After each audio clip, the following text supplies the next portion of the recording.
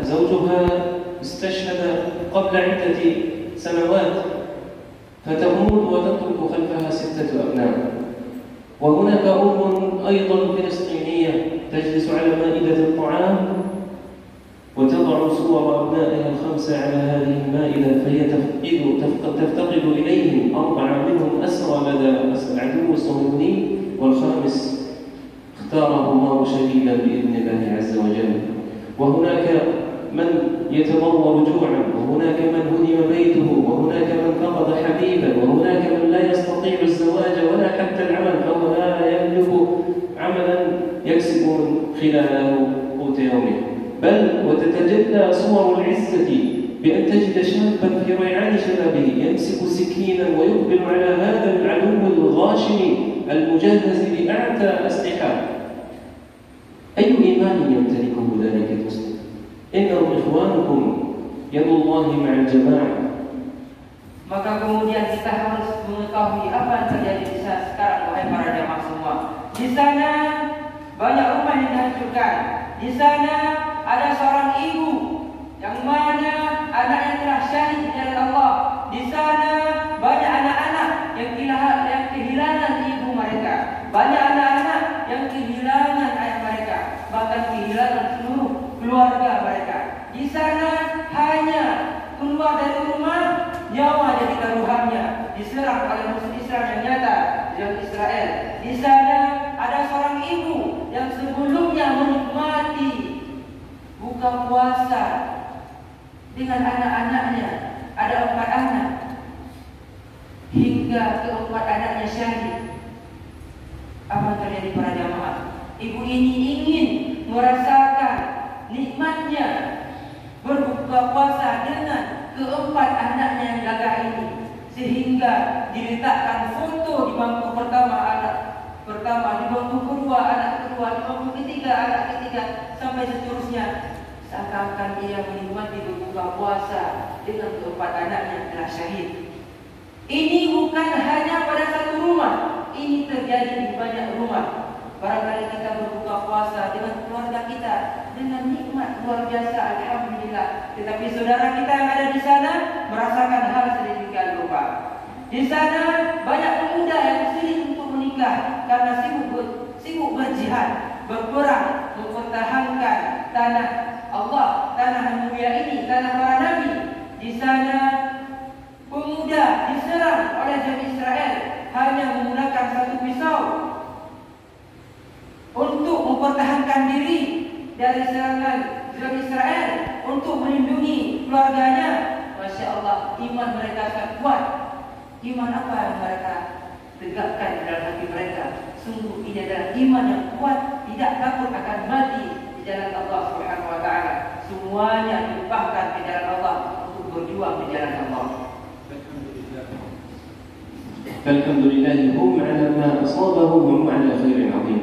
فالله عز وجل إذا أحب عبدا ابتلاه، وأولئك تنطبق عليهم الآية الكريمة. قال الله تعالى: ولنبلونكم بشيء من الخوف والجوع ونقص من الأموال والأنفس والثمرات وبشر الصابرين الذين إذا أصابتهم مصيبة قالوا إنا لله وإنا إليه راجعون أولئك عليهم صلوات من ربهم ورحمة وأولئك هم المهتدون.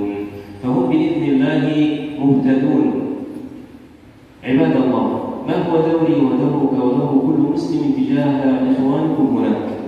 النبي صلى الله عليه وسلم يقول: مثل المؤمنين في توادهم وتعاطفهم كمثل الجسد الواحد، إذا اشتكى منه عضو تداعى له سائر الجسد بالسهر والحمى. فما بالكم عندما يكون هناك في كل بيت جرح الناس؟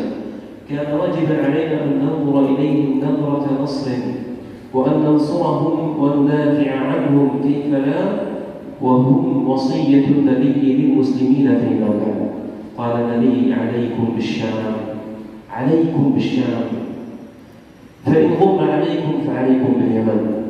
ففلسطين من الشام، والله عز وجل يقول إن الله يحب الذين يقاتلون في سبيله صفا كأنهم بنيان مرصوص. Maka kemudian walaupun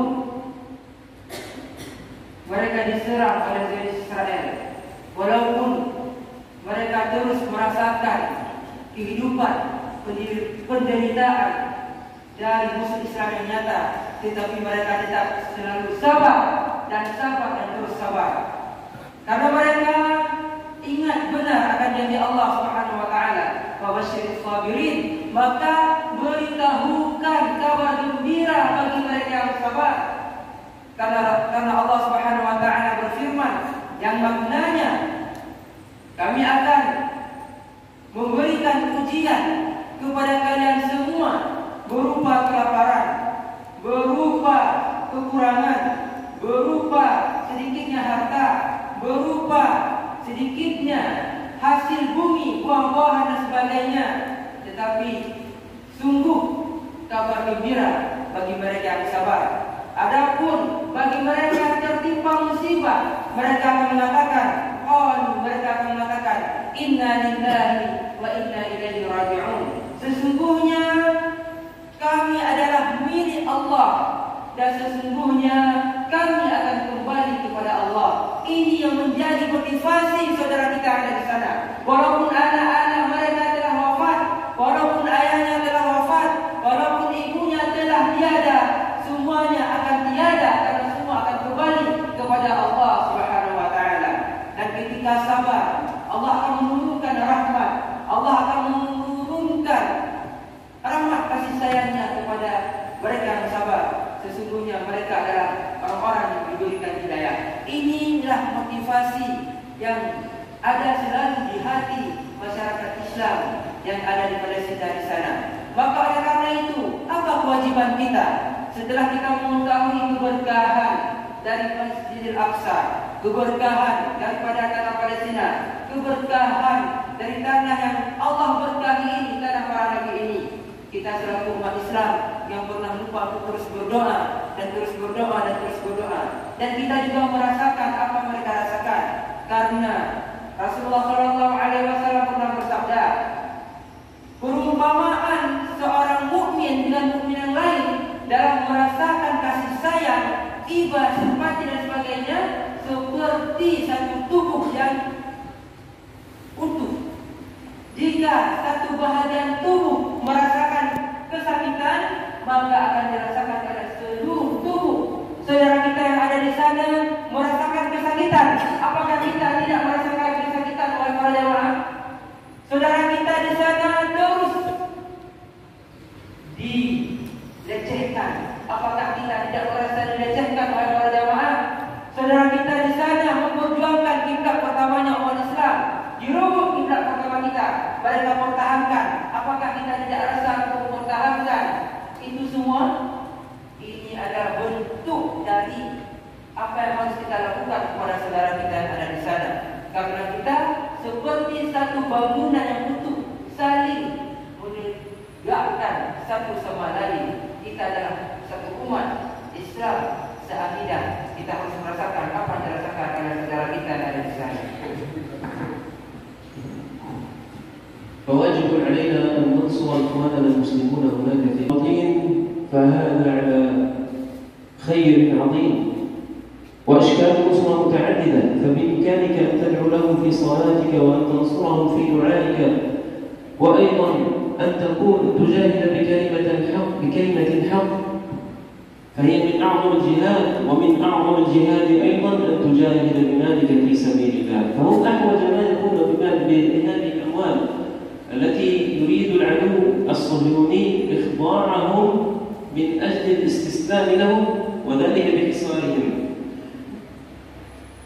وأيضا يقول الله تعالى: خذ من أموالهم صدقة تزكيهم وتطهرهم بها، فهي زكاة وطهارة للمسلم. وأيضا قال الله تعالى في الحديث القدسي، قال رسول الله صلى الله عليه وسلم: يا ابن آدم أنفق ينفق عليك. Maka kemudian kita selaku umat Islam apa yang harus kita lakukan? Kita selaku umat Islam harus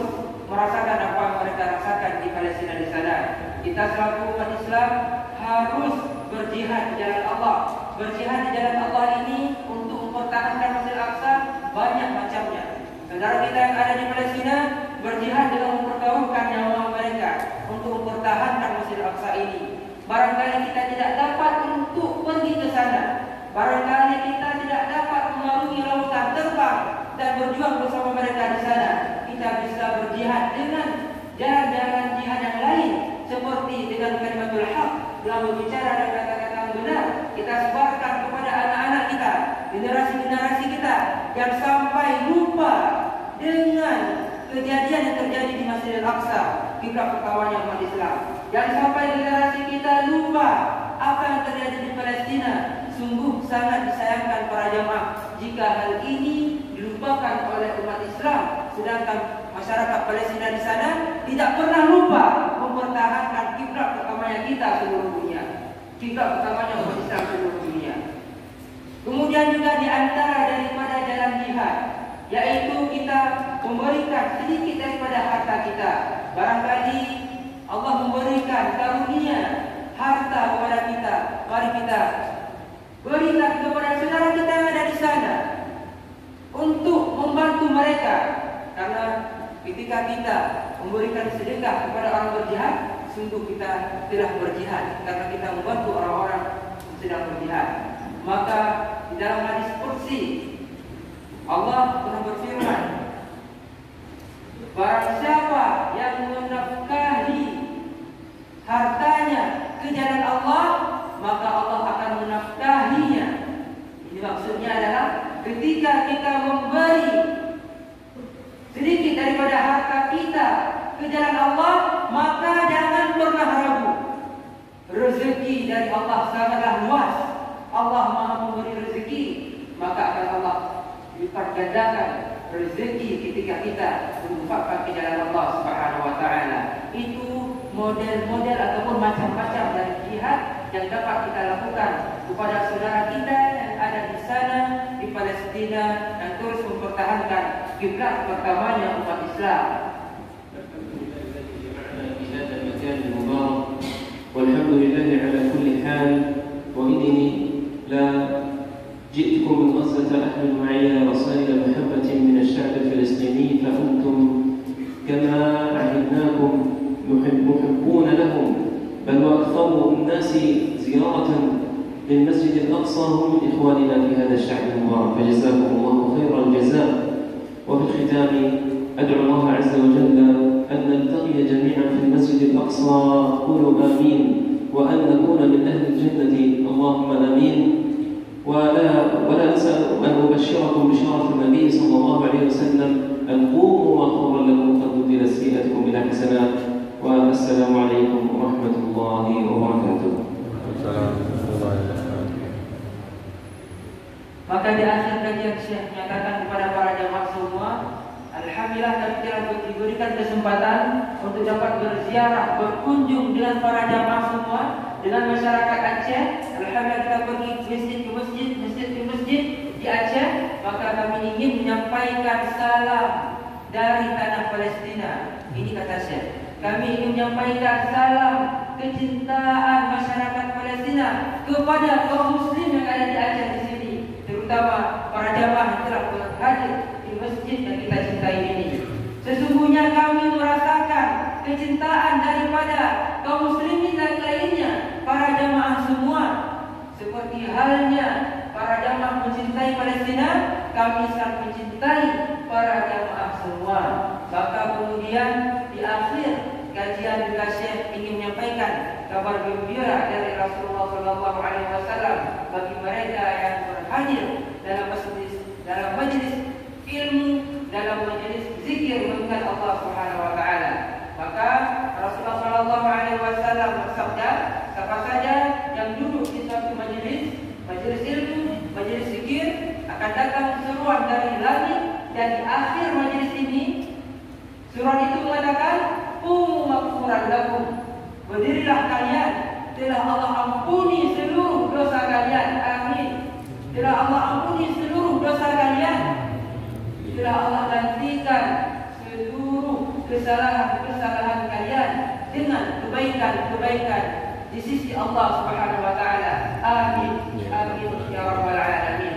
Maka kami dari tim Aceh Putri tidak pernah bosan, hantam bosan kamu selalu Aceh untuk berita antara masjid ke masjid di Aceh kita dan berasal supaya ada bertua ke Masjidil Aqsa yang terus diserang oleh Zionis Israel.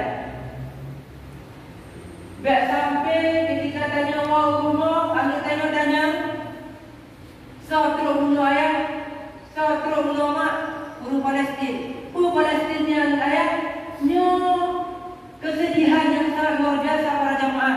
Ada ditanya anak dia guru Palestin. Bukankah itu musibah sangat besar? Tanah para nabi tidak diketahui. Baik sampai ketika tanya wau rumah, ketika ditanya, dia anak tanya, bukan Malaysia Palestinnya, tentang Masjidil Aqsa. Masjidil Aqsa. Na'udzubillah. Baik sampai generasi tanya, dua ke kiblat pertamanya. Kiblat pertama yang terus direbut oleh Zionis Israel. Barangkali kita luar biasa terus berusaha agar dapat umrah ke Masjidil Haram. Bagaimana Masjidil Haram kiblat keduanya umat Islam dalam keadaan tenang, tentram. Jangan lupa kepada kiblat pertamanya kita, Masjidil Aqsa yang terus diserang oleh Zionis Israel sampai saat ini. Dan ini memang sudah janji Allah, dan janji Allah pula mereka akan dimenangkan seperti kata Syekh. Maka oleh karenanya kamu terus berita kepada masyarakat Aceh yang terkenal akan kedermawanannya. Kamu ajak antara masjid ke masjid menggalang donasi. Tujuannya adalah untuk kita bawa nama Aceh kita ke Palestina. Barangkali para jemaah itu penuh sejarah ibaratnya memperjuangkan kemerdekaan. Sama lagi dalam video program baru tablo pesawat terkenal akan dermawan masyarakat Aceh. Sungguh luar biasa. Mari kita bersatu untuk memerdekakan Palestina, memerdekakan tanah para nabi. Tanya kau berhasil memerdekakan tanah Indonesia. Apakah tanya Male dengan nenek-nenek moyang kita yang luar biasa mengulurkan tangan untuk memerdekakan Indonesia ini? Tanya itu kita jihad di jalan Allah untuk memerdekakan tanah Palestina, tanah para nabi. Ini adalah program tahun 2020. Seperti ini juga kita pergi ke masjid. Alhamdulillah telah kita bawa untuk kita berikan bantuan. Ini adalah kan dari masyarakat Aceh. Nabung, sembako, renovasi rumah, membantu siswa anak-anak hafiz seperti para jamaah jihad. Maka oleh karena itu bahagian daripada motivasi kami dari tim Aceh Peduli, barangkali ada di masjid kita dengan ikhlas tanpa paksaan, barangkali karena kami disiap masjid ke masjid menyampaikan hal ini. Barangkali ada di masjid kita, masjid kampung Tanyo, yang ingin berinfak di jalan Allah dengan jumlah 1 juta ataupun lebih, akan dihadiahkan oleh Syekh untuk Masjidil Aqsa. Dan kemudian akan kita datangi oleh Syekh, dan Syekh menuliskan beberapa doa untuk keturunan-keturunannya. Ini bentuk motivasi para jemaah. Karena pulau foto, untuk motivasi supaya generasi tanya baik tua akan Masjidil Aqsa kiblat pertamanya umat Islam. Jika para jemaah barangkali tidak membawa persiapan, bisa melalui nomor ini. Nanti kami akan memberikan nomor ini. Ada tuan HP-nya, kemudian ada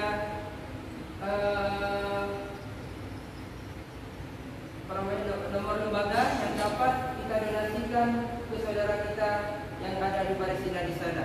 Mungkin ada daripada ayah-ayah kamu yang langsung tinggal ikut.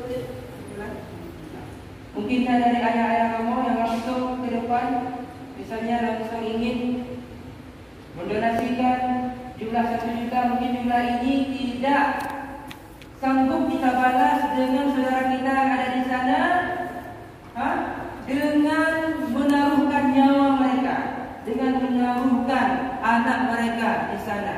Atau barangkali para jamaah ini memberikan zakat fisabilillah. Bukankah ini zakat fisabilillah untuk membantu saudara kita yang sedang berperang? Ini fisabilillah yang nyata karena membantu saudara-saudara kita yang sedang berperang berjuang untuk melawan Bani Israel. Ataupun kadang mak-mak kamu diri kau.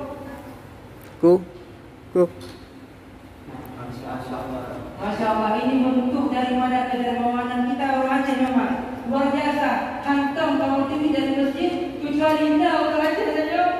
Infak jalan Allah, Allah Akbar. Ini bentuk daripada luar biasanya mulia kita. Semoga Allah memberikan keberkahan ke Lampung tanya ke Aceh, Nangro secara Mekah. Mungkin Bapak langsung bisa